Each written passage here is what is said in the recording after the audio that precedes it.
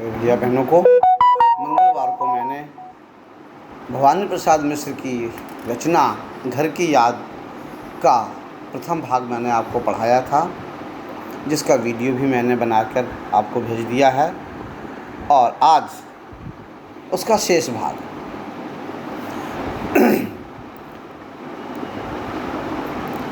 पीछे से एक पद लेकर चलते हैं। पिताजी जिनको बुढ़ापा एक क्षण भी नहीं व्यापा, रो पड़े होंगे बराबर पांचवे का नाम लेकर। वो चार भाई चार बहनें जो भुजा के समान भाई हैं, प्यार की देवियां बहनें हैं, जब वे आपस में खेल रहे होंगे या खड़े होंगे तो पिताजी की नज़र जब उन पर पड़ी होगी और मुझ पांचवे को नहीं पाया होगा तो मुझ पांचवे भवानी का नाम लेकर वे रो पड़े होंगे। और मेरे पिता कैसे थे कि जिन पिताजी को बुढ़ापा छू भी नहीं गया, ऐसे कठोर हृदय वाले, तन और मन वाले मेरे पिताजी, आज मेरे वियोग के कारण उनका हृदय पिघल गया होगा। पत्थर के समान कठोर हृदय वाला भी आज पिघल गया होगा। आज उनके आंखों से अश्रु प्रवाहित हो गए होंगे। पांचवा मैं हूँ अभागा, जिसे सोने पर सुहागा, पिताजी कहते रहे हैं, प्यार में बहते रहे हैं। कभी कह रहा है मैं पांचवा। अभागा क्यों कह रहा है अपने आप को? वह अभागा अपने आप को इसलिए कह रहा है कि आज वह उन चार भाइयों चार बहनों के बीच में नहीं है, उन प्यार के बीच में। इस सावन की ऋतु की, सावन के महीने के, रक्षाबंधन जैसे पर्व के महीने के दिन पर भी आज वो अपने भाई और बहनों के साथ नहीं, इसलिए वो अपने आप को अभागा कह रहा है। पांचवा मैं हूँ अभागा, मैं पांचवा जो अभागा यहाँ पर पड़ा हुआ हूँ जेल में, जिसकी आंखों से आंसू घर की याद में अश्रु प्रवाहित हो रहे हैं। लेकिन जिसे सोने पर सुहागा मेरे पिताजी सदा कहते रहे हैं और मुझ पर अपना प्यार उड़ेलते रहे हैं, प्यार में बहते रहे हैं और वे मेरे प्यार में बहते रहे हैं। क्यों? क्योंकि मैं राष्ट्रभक्ति के कार्यों में लगा हुआ था और मैं काव्य के साहित्यकार भी था। मेरी साहित्यिक प्रतिष्ठा थी समाज में और राष्ट्र के कार्यों में भी लग गया था। मैं स्वतंत्रता आंदोलन में भी सक्रिय रूप से मैं संलग्न था, तत्पर था। इसलिए वे मुझे सोने पर सुहागा कहते थे और मुझे अत्यधिक प्यार करते थे। आज उनके स्वर्ण बेटे लगे होंगे उन्हें हेटे, क्योंकि मैं उन पर सुहागा। यहाँ पर सोने पर सुहागा मुहावरे का कितना अच्छा प्रयोग है कि आज उनके स्वर्ण बेटे। कभी कह रहा है कि आज उनके स्वर्ण के समान जो बेटे हैं, चार बेटे जो वहाँ पर हैं, आज उनको कुछ तुच्छ से लग रहे होंगे, हेटे कुछ कम से लग रहे होंगे। उनमें वह ऐसा कुछ प्रतिष्ठा पाने वाला जैसा कार्य नहीं किया है, इसलिए वे आज कहीं ना कहीं कुछ न्यूनतम से दिखाई दे रहे होंगे। क्यों? क्योंकि मैं उन पर सुहागा बंधा बैठा हूँ अभागा। क्योंकि मैं उन पर सोने पर सुहागा के समान हूँ। मेरे भाई यदि सोना है तो मैं सोने पर सुहागा हूँ, क्योंकि मैं राष्ट्र के कार्य में लगा हुआ हूँ। मैं एक साहित्यकार भी हूँ। तो मैं उन स्वर्ण समान बेटों की तुलना में मैं अपने पिताजी की दृष्टि में, पिताजी की नज़रों में कुछ ज़्यादा श्रेष्ठ हूँ, सुहागा के समान हूँ, लेकिन बंधा बैठा हूँ अभागा। लेकिन मैं यहाँ पर जेल में अभागों की तरह बंधा बैठा हुआ हूँ। और माँ ने कहा होगा दुख कितना बहा होगा, आँखों में किस लिए पानी, वहाँ अच्छा है भवानी। आँखों में किस लिए पानी। अभी आप देखिए दुख कितना बहा होगा, इस पंक्ति में कितना भाव भरा हुआ है।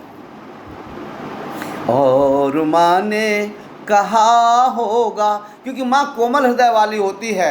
आज वह माँ धैर्य बंधाने के लिए अपने दुख को पी गई है, तो कभी कहना चाहता है कि आज वहाँ कितना दुख बहा होगा कि वह माँ जो कोमल हृदय वाली है, जो मेरे दुख में निश्चित अश्रु प्रवाहित करती ही रही होगी, आज वो पिताजी को धैर्य बंधाने के लिए पहुँची हुई है, तो कितना लोगों को दुख, भाई बहनों को कितना दुख हुआ होगा, कितने दुखी हुए होंगे, कितने पीड़ित हुए होंगे माँ की आँखों को जो सूखे हुए आंसुओं को देखकर।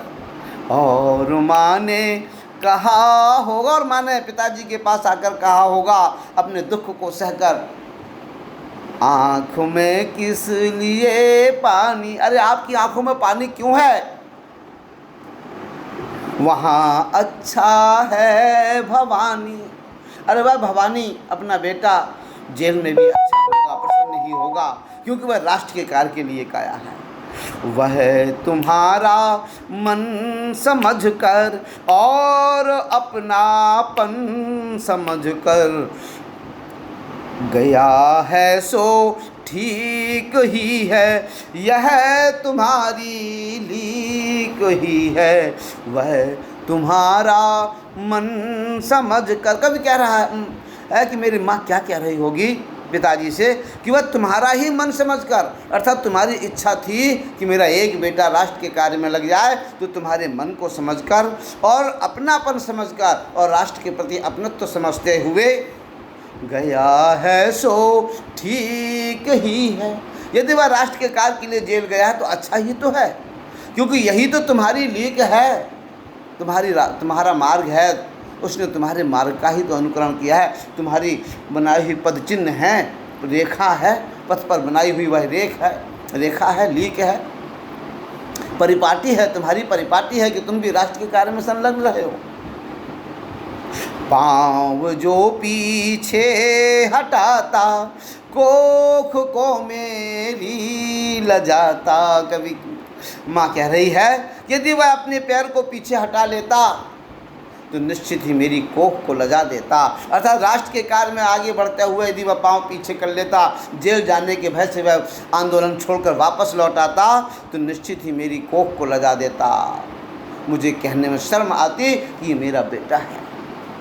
इस तरह हो न कच्चे रो पड़ेंगे और बच्चे। कभी कह रहा है कि माँ कह रही है मेरे पिताजी से कि इस तरह तुम इतने कठोर हृदय वाले, तुम इस तरह कच्चे मत हो जाओ, अपने दिल को मत तोड़ो, अन्यथा ये बच्चे भी रो पड़ेंगे। पिताजी ने कहा होगा, हाय कितना सहा होगा, कहाँ मैं रोता कहाँ हूँ, धीर में खोता कहाँ हूँ। क्या बढ़िया भाव दिए गए। हाय कितना सहा होगा, जैसे जब माँ ने समझाने की बात कही कि दुख कितना बहा होगा, जब एक माँ जो कोमल हृदय वाली है वह समझाने, पिता को समझाने गई होगी तो कितना दुख बहा होगा। आज यहाँ पर इस पंक्ति में क्या कहा, हाय कितना सहा होगा। पिताजी ने ये बात कहने के लिए कि मैं कहाँ रो रहा हूँ, इस बात को कहने के लिए दुख का कितना सहा होगा दुख को। पिताजी ने कहा होगा, हाय कितना सहा होगा। कभी कह रहा है कि पिताजी ने कितना दुख सहकर ये कहा होगा कि मैं कहाँ रो रहा हूँ, धीर मैं खोता कहूँ, मैं अपना धैर्य कहाँ खो रहा हूँ, अर्थात मैं रो नहीं रहा हूँ। आंसुओं को पहुँचते हुए कहा होगा मैं रो कहाँ रहा हूँ, मैं अपना धैर्य नहीं खो रहा हूँ। इतनी बात को कहने में उन्होंने कितनी वेदना सही होगी, कितनी पीड़ा सही होगी। हे सजीले। अब इन पंक्तियों में कवि सावन को, उस वर्षा ऋतु को अपना दूत बनाते हुए अपनी बात कहना चाहता है। कवि क्या है, हे सजीले हरे सावन, हे कि मेरे पुण्य पावन, बस बरस लो वे न बरसे। पांचवे को वे न तरसे। बहुत बढ़िया बात कही है कि हे सावन, हे इस धरा को सजा देने वाले सुंदर सावन, हे कि मेरे पुण्य पावन, और हे पुण्य मास सावन जिसमें रक्षाबंधन जैसा पवित्र त्यौहार आता है, ऐसे हे पुण्य पावन सावन तुम खूब बरसो, जितना जी चाहे बरसो, लेकिन तुम्हारी इस वर्षा की धारा के साथ मुझ पांचवें की याद कर कर मेरे माता पिता, मेरे परिवार का एक भी सदस्य तरसने न लग जाए। अर्थात इस वर्षा ऋतु की इस गर्जना, तुम्हारे मेघों की गर्जना के कारण, चमकती हुई बिजलियों के कारण कहीं उन्हें मेरी याद ना आ जाए। मैं मज़े में हूँ सही है, घर नहीं हूँ बस यही है, किंतु यह बस बड़ा बस है, इसी बस से सब विरस हैं। ये बस का प्रयोग ही तो सबसे कठिन है यार। मैं मज़े में हूँ सही, कभी कह रहा मैं मज़े में हूँ, घर नहीं हूँ बस यही है। मैं केवल घर पर ही तो नहीं हूँ, बाकी तो सब मौज ही मौज हैं, आराम से खाने को मिल रहा है, पीने को मिल रहा है, रहने को मिल रहा है, घूमने को मिल रहा है, और सब कुछ तो मिल रहा है, बस घर पर ही तो नहीं हूँ, बस घर पर ही तो नहीं हूँ। कभी आगे कहता है किंतु यह बस बड़ा बस है, कभी कह रहा यही बस तो बड़ी बेबस है, बड़ी बेबसी है कि मैं घर पर नहीं हूँ, यही तो बेबसी है। इसी बस से सब विरस हैं, इसी बस के कारण ही तो सभी लोग रसहीन हो गए हैं। मेरा परिवार मेरे वियोग में रसहीन हो गया है, और मैं अपने परिवार के वियोग में रसविहीन हो गया। किंतु उनसे यह न कहना, उन्हें देते धीर रहना, उन्हें कहना लिख रहा हूँ, उन्हें कहना पढ़ रहा हूँ। कभी क्या कह रहा कि हे मेरे सावन, हे मेरे मन भावन सावन, किंतु तुम उनसे ये मत कह देना कि मैं अभी दुखी हूँ यहाँ। किंतु उनसे यह न कहना, उन्हें देते धीर रहना, तुम उनसे ये मत कह देना कि मैं भी बड़ा दुखी हूँ, उन्हें धैर्य ही बंधाते रहना। और क्या कहना, उन्हें कहना लिख रहा हूँ, उन्हें कहना पढ़ रहा हूँ। कभी कह रहा है कि उनसे कहना, मेरे परिवार के लोगों से, मेरे माता पिता से, मेरे भाई बहनों से ये कह देना कि कभी भवानी तो कविताएं लिखने में मस्त है, वह साहित्य को पढ़ने में मस्त है, कतई किंचित मात्र भी दुखी नहीं है। काम करता हूँ कि कहना, नाम करता हूँ कि कहना, चाहते हैं लोग कहना, मत करो कुछ शोक कहना। कभी क्या कह रहा है कि मेरे माता पिता से, मेरे परिवार के हर एक सदस्य से यही कहना कि मैं काम कर रहा हूँ यहाँ और आपका नाम रोशन कर रहा हूँ। चाहते हैं लोग कहना, और सभी लोग मुझसे बार बार यही कहना चाहते हैं कि शोक मत करो। इसलिए हे मेरे परिवार के सदस्यों, आप लोग भी शोक मत करना, ऐसा ही उनसे कहना। और कहना मस्त हूँ मैं, काटने में व्यस्त हूँ मैं, वजन 70 शेर मेरा और भोजन ढेर मेरा। माँ को भोजन की याद आती है और पिता को लगता कहीं उसका कमज़ोर ना हो गया हो बेटा। दोनों की बात को कितने अच्छे शब्दों में कवि ने व्यक्त कर दिया है कि और कहना मस्त हूँ मैं।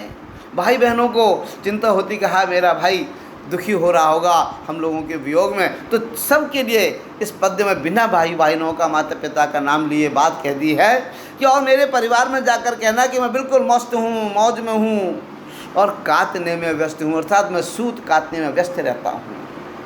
वजन 70 शेर मेरा, मेरा वजन भी 70 किलो हो गया है और खूब सारा भोजन करता हूँ। इसलिए मेरे परिवार के सभी सदस्यों, आप शोक मत करना, मेरे लिए दुखी मत होना, मेरी चिंता मत करना।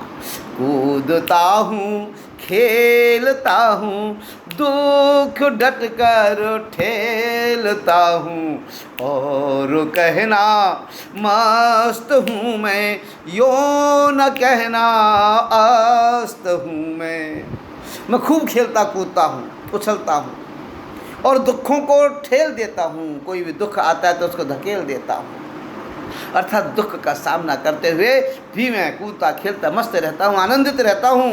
और कहना मस्त हूँ, मैं सदा मस्त ही रहता हूँ, यूँ न कहना अस्त हूँ मैं। लेकिन ये एक पल के लिए भी मत कह देना कि मैं अस्त व्यस्त हो गया हूँ, दुखी हो गया हूँ।